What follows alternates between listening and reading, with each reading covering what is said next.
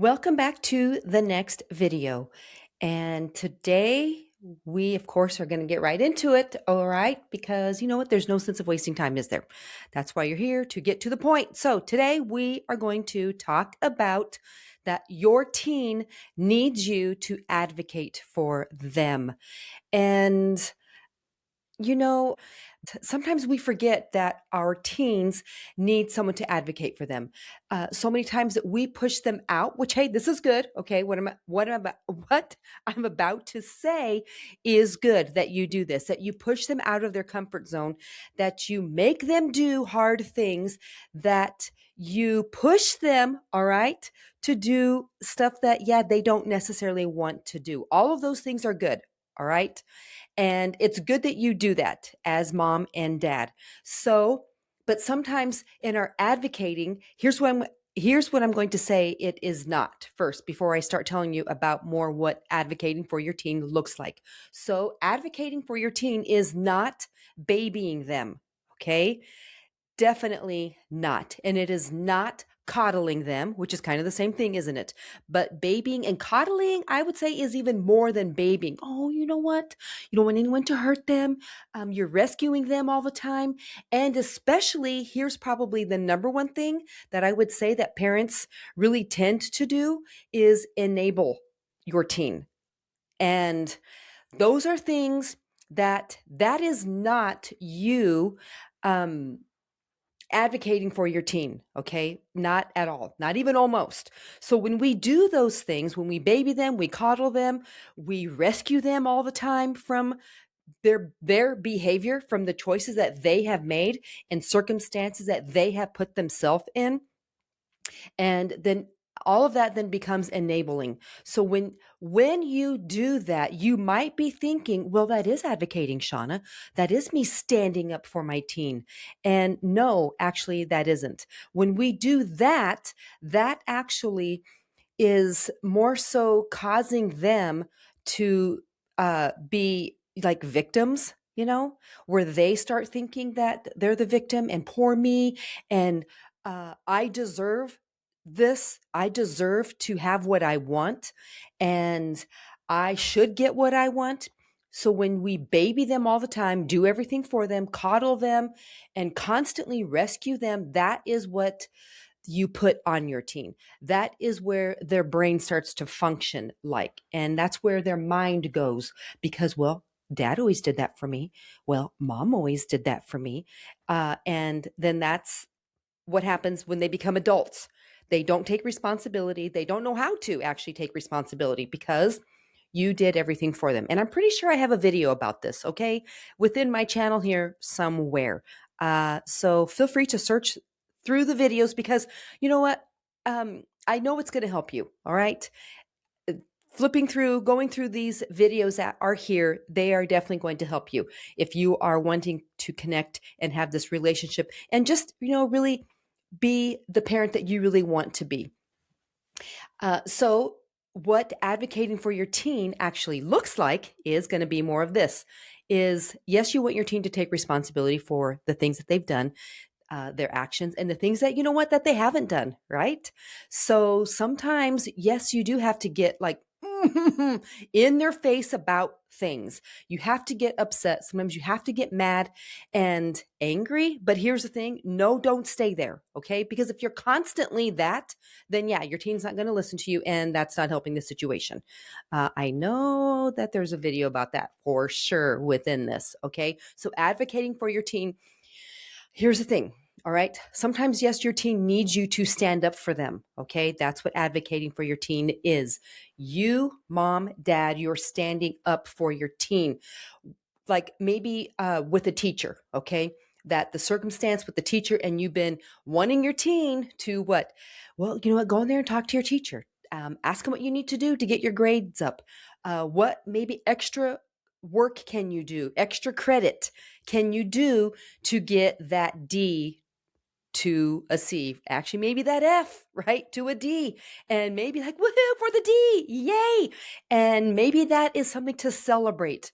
No, I'm not saying celebrate, mediocrity. Okay. Like, ooh, look at you for performing so well.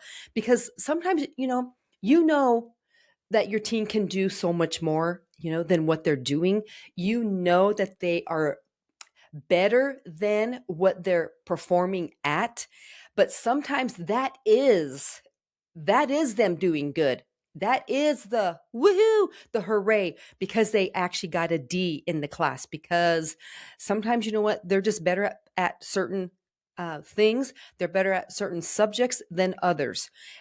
So you don't want to be so advocating for your teen is not because you have such a high expectation for them, and if they're not meeting that expectation, then you're constantly jumping in to protect them, to make things happen for them, and you're constantly on them because they're not performing the way you want them to.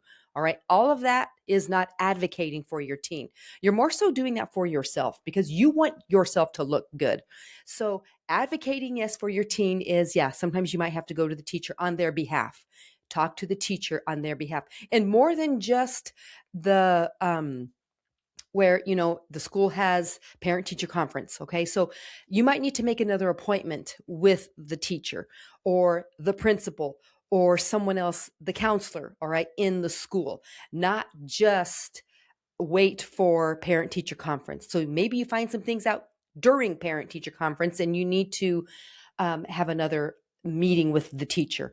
Or maybe because the teacher is constantly, oh my gosh, what? Constantly just on your teen. And now you need to step up, speak up, and show up for your teen on their behalf. All right. So that's advocating for your teen, whether it's with a coach, whether it's, and I'm not going to say a job per se, okay, because as they get older, yeah, your teen needs to know, first of all, right now that you are in their corner. But as they get older, you're not going to go to the boss when your teen is no longer a teen, right? And your kid at that time is like 40 years old. You're not going to do that. You're not even going to do that when they're 25. So it's something that is what you're doing is you are building your teen up, first of all, to know, you know what? Wow, mom and dad, they are in my corner, not just trying to constantly tell me what to do, because that's kind of how teens are, aren't they? You might say something to them. They may not be responding, but in their mind, oh my gosh, can't believe they tell me what to do all the time. And then, yeah, they go to the room, don't they? And then they scroll and then they constantly say these things about you and how horrible you are. And I can't believe you said this about me. So that they can get what? The sympathy from everybody else around them. So you advocating for your teen is, yes, you standing up for them. You, mom, dad, being in their corner. Okay. So sometimes, yes, you have to do that. And when you do advocate for your teen, you know what? Sometimes you're going to see such a relief come off of them. And even though they might think this, if you need to talk to whatever the circumstance, whoever that person is, all right, that you need to go and stand up for your teen. Like, okay, you know what? I can't take it anymore. And I really need to do something. But here's what I want to say, first of all, okay? So if you are a Christian, so I'm going to speak to the Christians, mom and dad, parents. Now, this is the people that, they go to church, and these are the people that they say they love Jesus or they have this relationship. So these are the parents I'm talking to right now. So if this is not you and you don't want to hear this, just plug your ears for a little bit, okay? But if you are this parent and you say that you're this Christ follower, then here's what I want to say to you. First and foremost, yeah, you need to pray about it, okay? Not just jump in there and just be so totally hasty, right? And be trying to fix this situation and make it all better. Because just because you're a Christian, it doesn't mean that you don't enable. And it doesn't mean that you do not run to protect and your teen from society and from teachers and from circumstances. So that does not exempt you from that at all. So you need to, before you go and advocate, that you might be telling yourself, well, this is how I advocate for them, Shawna. And this is what I do. Well, if it hasn't worked and you're going with a bad attitude, well, then that's definitely not going to work. Okay. Yes, sometimes you need to be firm with whoever it is that you are speaking to on behalf of your teen. All right. So that is sometimes true, but not to where you're just constantly just mad all the time. Okay. Because that's that. And that person you're going to talk to, that's how they perceive you already in advance, all the time. Like, oh, well, their parent is, just kind of, well, just not a happy camper. So if they're going to come in here, they're already expecting that from you. So don't go in to the conversation that way already. But yes, you might have to be prepared to be a little bit firm and a little bit stern, okay, when you are talking to this person as you advocate for your teen. All right. So definitely, you know what? Pray about it first. And as you do go in there, like I said, you got to make sure that your attitude is in check too, okay? Because you might be mad as no other before all of these things. You're like, okay, you know what? This has got to stop. I can't do this anymore. I'm so freaking mad. I can't believe this has happened. Still, it's been how many years? And then you haven't done anything still. And maybe you have, and things haven't changed. And now you're going back in again. All right. So, yeah. Sometimes that can be the case. And then if your teen has been like, you don't go talk to them, and you never did. Okay. So, I don't know, maybe this has been happening since they were 13 and you've never gone in and talked, and now your teen is 17. And now you're just like, okay, something has to change. And now finally you do. Oh, and your teen has been mad. And that's the reason why you weren't going to go talk to this person and advocate for your teen. Sometimes, yes, your teen might say that and be like, Mom, don't do that. Dad, oh my gosh, please don't go talk to them, because you're just going to make it worse. Whatever your teen is saying, because that's generally what they say, is because you're going to make the situation worse. Well, you know what? Sometimes it's a chance you have to take, isn't it? Because you are advocating for them, not trying to enable them and not trying to rescue them from things and just baby them and coddle them. All right. So it's because you are going to stand up, show up, and speak up for your teen now. And this is what you have to do. So if you're doing that and your teen, like I said, did not want you to, you might be surprised on the reaction. Okay. So here's some different reactions that your teen might have when they did not want you to go and they were so adamant, like, don't do it. And they were so mad. I will be ticked off if you go and do this. And here's some reactions. So then let's say you do. You finally can't take it and you go talk to this person, the situation, and here's a reaction that your teen might have is, and this is what you need to prepare yourself for the most, is that your teen is super lividly angry that you did do that. That's what you need to prepare yourself for first and foremost. Okay, I'm going to go talk to this person, and now I need to be ready for my teen to be so lividly angry at me. And here's the thing.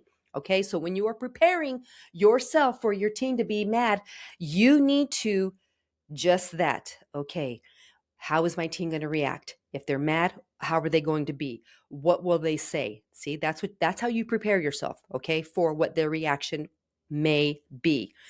And you let them have their reaction because they did tell you, oh my gosh, I'm going to be so mad if you go and do that. So you let your teen have their reaction. Don't get mad. Don't step in. Don't be with an attitude yourself because you are trying to defend even yourself and what you did. You know what? Just let them say it. Okay. Take it. All right. Take it like a man. All right. Take it like a woman. That's what you do. As your teen is mad and then saying these things to you. I can't believe you did that. Oh my gosh, I'm so mad. Let them have their response, because that's what they need to do. They need to let it out and just have their response. All right. So you just listen to them. You let them, but do not get mad and do not retaliate yourself and do not even say anything. Just let them say stuff. All right. So when they calm down, maybe they're going to leave. Maybe they go into the room. Maybe they go to the basement, go upstairs, wherever it is that they might go to. You don't follow them and don't say anything to them. Do not say anything to them. Let them go. Let them have a moment. And yeah, they might get on their phone and scroll, and then they might be saying things about you. Okay. So be prepared for that as well. So, and I'm sure it won't be the first and last time that they have gone on social media and said how horrible that you were. All right. Hey, I'm just saying, that's kind of the culture today, isn't it? So if they did do that, you know what? Who cares?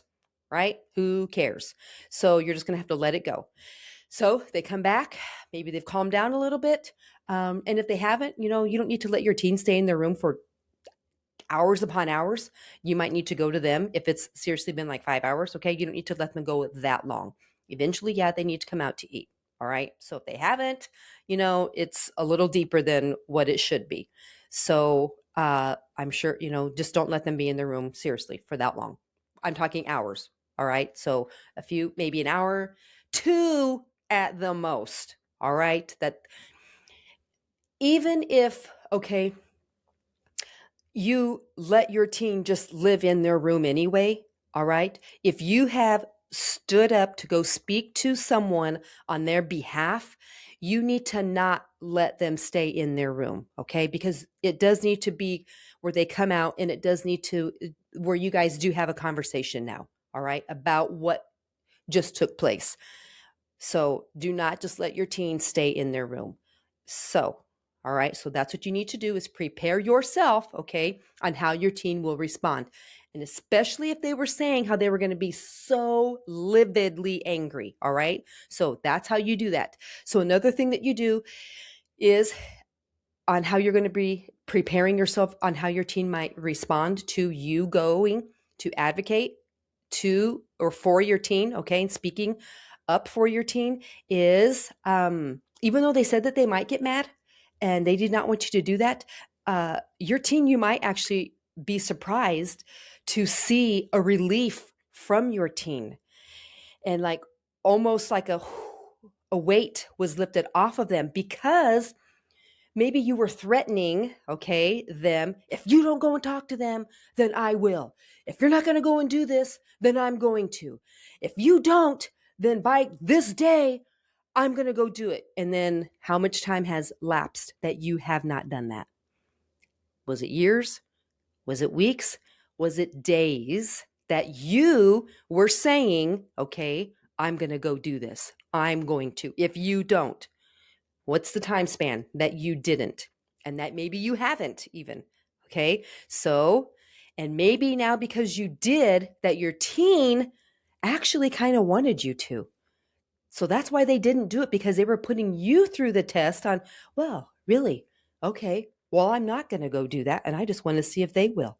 Because just because they're not expressing, well, then please do. Dad, stop telling me that you're going to, and hey, then go talk to them, because I cannot. So sometimes your teen is almost like so scared. It's like they're like frozen. I don't know if you've ever had that feeling yourself. And maybe you're going to get that feeling that when you're thinking, oh, you know what? When I did go talk to that teacher, that person, whatever, on behalf of my teen, man, I was so scared. Well, yeah. Okay.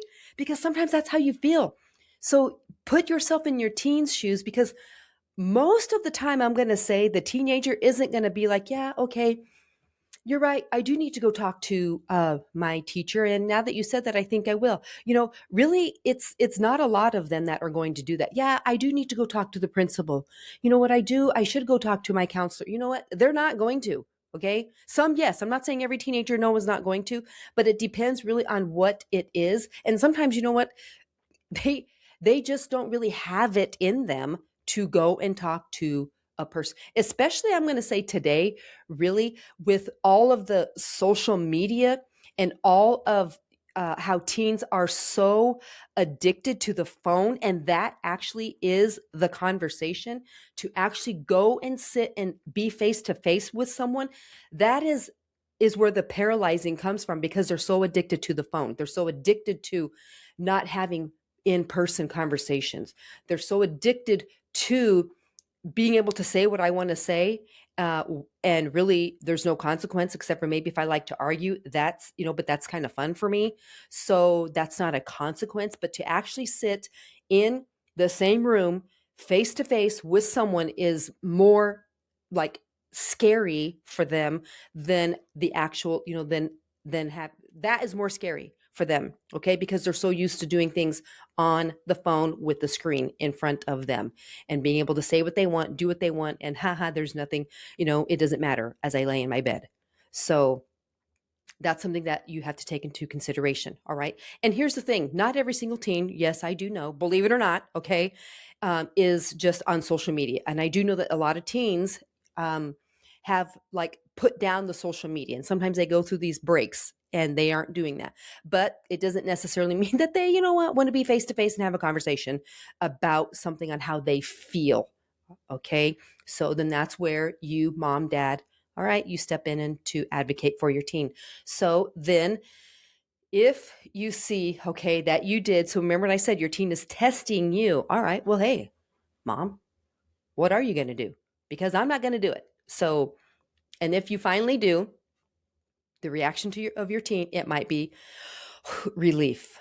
And maybe to the point to where they didn't even actually know that they were going to be relieved of it. This weight just came off of them, that they might not even be aware of that until it actually happened. So now it's like, wow. And you'll be able to know that, of course, by the reaction, that they're not freaking out and yelling and screaming and cussing at you and being so lividly angry. So you're going to know immediately, if not sooner, all right, what their reaction has been. But if it's just like, wow, that they're not even mad. So, but first of all, you're going to prepare yourself that they will be mad and angry if they said they would be mad and angry. Okay. And then if they're not, then hey, woohoo for that. Okay. You can have a little celebration within yourself that, gosh, yes, they did not get mad and angry, but you're going to see on their face like a relief that someone actually went and talked to that person for them. You will see in their face like, oh gosh, good. Almost a thank you on their face.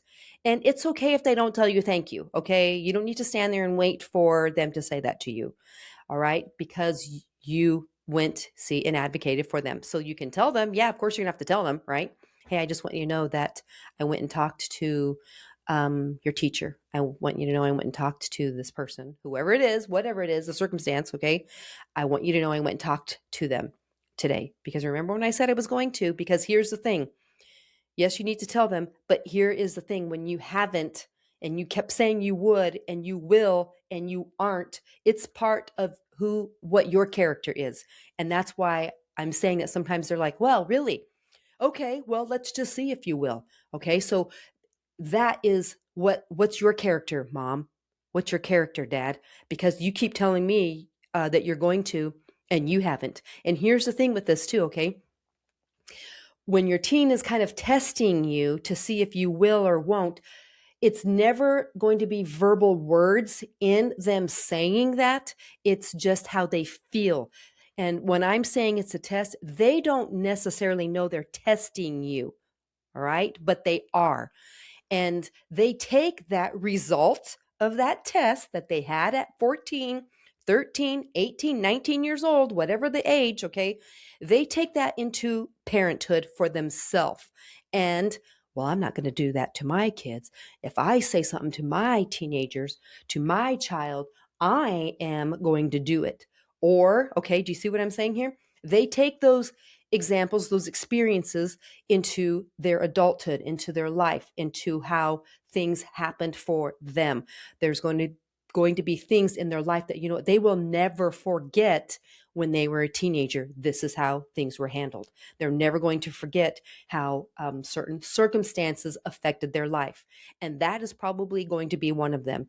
When dad actually stood up for me and went to the principal, went to the school, went to this teacher, went to whoever it is, okay? And whatever it is, that mom actually stood up for me. Because here's the thing, they might not want you to, but they don't know how to say, please do sometimes, because their brains are still developing. They don't know, and they don't quite understand, but they want to be the one to take care of it. I'm going to take care of it. But if they still have it and they don't, then yes, sometimes you do need to. All right. And I don't mean like you need to take care of that. I mean like you need to advocate. Okay. Because there is a difference even in just that word, taking care of it, and you might even use those words. Well, you need to take care of it and you need to do this because it's time for you to be an adult. Well, then you just showed them how to take care of it, didn't you? You're showing them how to be an adult because yes, that is the goal, is to, yeah, you know what? You want them to be good, productive adults. Yeah, you do. And that is how you show them how, is by you being a good, productive adult and doing what you say you're going to do. Okay. So that is the realm of all of that. That is how you do that. So those are the two responses that your teen, could definitely have. And then it may not even bother them at all. But I'd say prepare yourself for those two responses. Okay. That your teen will be so just freaked out mad, or hey, you know what? They might not be, but prepare yourself for the one, that they would be so angry, okay, if that's what they said. And even if they didn't say that, okay, you still need to prepare yourself for that, because it's better to be prepared for that than you're not prepared. And then you don't know what to do. And then you are just in a big fight. So you don't want that to be happening. All right. So as you are advocating for your teen, standing up for your teen, speaking up and showing up, all right, that is going to make a big difference in the life of your teen. And just even in your own self, that you did do that. Because after you do that, and it was a decent, for real conversation, and it was a good, healthy conversation to adult, okay, that's going to make a difference even on how you feel, and maybe even the person that you talked to, because they may not know things that are going on. They may not know even really the dynamic of how your teen even is, and what their personality is, and how they respond to things. Okay. So you going and standing up and speaking up and showing up for your teen, that is going to help just your teen, period. Okay. And then it will help the relationship with you and your teen, because then now, guess what? You aren't constantly fighting and arguing and being mad and angry because they aren't doing what, right, they need to do in this situation still. But now that you have done that and spoken up for them, and that weight is lifted off of them, you're going to see that in their face, and you're going to see that in just even how their demeanor is, period. All right. And if they did get super mad and angry, of course, you know what? Yeah, you'll definitely see that, but that will subside. Okay. And then it might be something that you and your teen need to have a conversation about. Okay. On the reason why you did it. And here's what the conversation was. And what do you feel? What do you think? Then get their perspective and what they would like to say about it. Okay, so then see, that still builds your relationship. And that's the key thing right there, because your teen is your responsibility. All right. And yes, it is the responsibility of you as the parent, and to be leading them, in the way they should go. Okay. And then showing them how to become and be an adult, and how to handle things. Because as they, like I said before, get into a job, you're not going to be trying to bail them out in their job.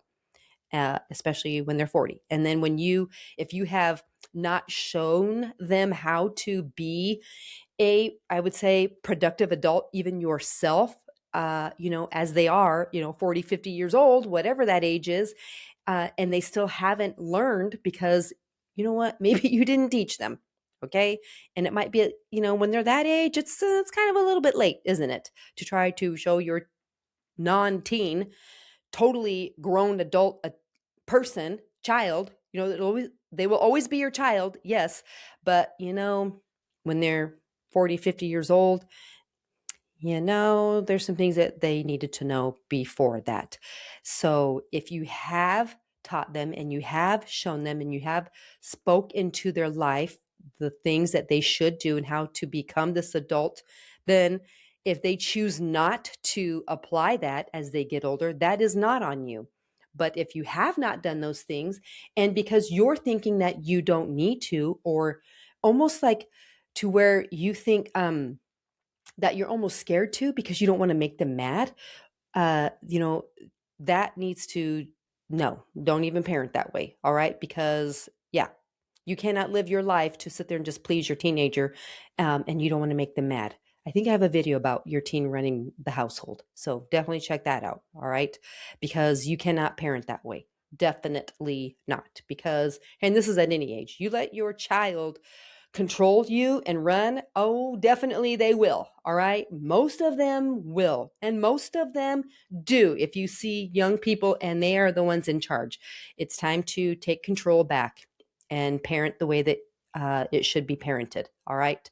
So, and don't feel guilty about it. Okay. That's the thing too. Do not feel guilty that maybe you did have to go and advocate and stand up for your teen. Do not feel bad about it. Do not feel guilty. It should actually give you a sense of, you know what, I did the right thing. If you're not doing it for the right reasons, okay, just because you're a hothead and you just want to be mad and angry all the time, well, then that's probably not advocating for your teen. It's just you wanting to argue. So make sure you understand what it is that you're advocating for. Make sure that you understand why you are advocating. And here, oh my golly, here's a big thing that I almost forgot to say. Oh my golly, please, oh my golly, do not send a text or even an email.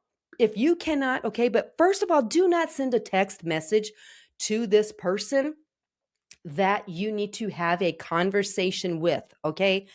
Oh my golly, I cannot even stress that enough. You are not a teenager. You are not in junior high. You need to go and actually, if you can, okay, speak to the person face to face, yes. But, and you know what? If it has to be over the phone, then that is okay, but not even through email, because email and for sure a text message, right? Now, you already know that I'm already like right on target here. You can misdrew words and the way that it is being felt through a text message. Oh, well, look at the way that they're saying that. I can't even believe that they're saying it like that, because you might be mad and angry. So then you perceive it mad and angry. Even through an email, you can perceive things that are not even possibly the way it's even stating the way it should be. Okay. So if you're going to advocate for your teen, do not do it through an email. And especially do not do it through a text message to this person, because you don't want to be face to face with someone, because you don't like maybe so-called conflict. Okay. It doesn't have to be this major conflict. All right. But it does, you do need to have a conversation. If it can be face to face, you absolutely, that needs to be the priority, face to face, in person with this person. If it has to be a phone call, then that be the second option. Email is a very low, way low third. Okay. And text message is off the table. Absolutely. Do not send a text message. Okay. Only if it's like, hey, can we talk on this day? Hey, can we get together? You know, like that? Yeah, sure. Hey, can you schedule me? Can you pencil me in? Can we make an appointment that we can meet together? Okay, that's what that needs to be. If it's going to be a text message, but not the conversation itself. Do not do that. Whether it's with another parent, okay, because there's been a situation that you need to advocate for your teen, do not do that through a text message. Whatever it is, okay, and preferably, again, like I said, in person and then possibly on the phone. All right. Because that is so important. That is so key, because sometimes parents don't want to be face to face because, hey, parents can have just as strong as an addiction to their phone and social media, right? And no face to face as teenagers can. It rewires your brain when that is what you do. And your teen's brain, okay, is still developing, but as an adult, and if that's what you do and you don't want to be face to face, you have rewired your brain. And if it's been circumstances that you have never even worked through, you know, as when you were younger and growing up, because, well, I just don't like people. I just don't want to be around people. I don't like conflict. I don't want to, I just don't like that. Well, hey, most people don't like that, but it's because you're a grown adult and now you need to stand up. All right. So that's what that is because, man, doing the right thing isn't always easy. It isn't, but it's the right thing. So that's what you need to do, is do the right thing. Okay. And your teen, they may not thank you that day or weeks to come, but I guarantee you, as they get older and they have children and they start seeing, wow, you know what? I totally understand now why mom made me do these things. I totally understand. I totally get it why dad went and talked to that person. I totally understand. I totally get it. And you know what? I thank you for that. And like I said, they may not ever thank you, but you know what? They will in their own actions, and they will with the way that they raise their children and the way they speak and treat their own teenagers someday. Okay. That will be the thank you, is because you see that. And then as that relationship is building and as that bond builds with you and your teen, you know what? They will come back to you and ask for advice and ask for maybe just some help and just a little bit of direction here. That is them, you know what, saying thank you for the way that you showed me. Thank you for the way you led me. Thank you for what you did in my life. And now I see it. I didn't see it then. And I maybe talked trash about you. Oh, oops. Sorry, mom. Sorry, dad. Way back when. But you know what? But I appreciate it today. So that's what matters, all right? You're in it for the long haul, aren't you? Yes, you are. And it's not just for today. It's, you know what? I understand. I understand the struggle and sometimes the pain, it is definitely real. And these things that you're like, man, why does it have to be like this? But, it does. But you're in it, and this will help you. All right. So if there's comments that you want to make, you know what, please do. If you want to contact me, you know what, you can. All right. To maybe help you with some other things, other situations and circumstances on how to connect, and maybe just circumstances for you and your teen. All right. You know what, just let me know. So, hey, thanks for watching, and I will see you in the next video.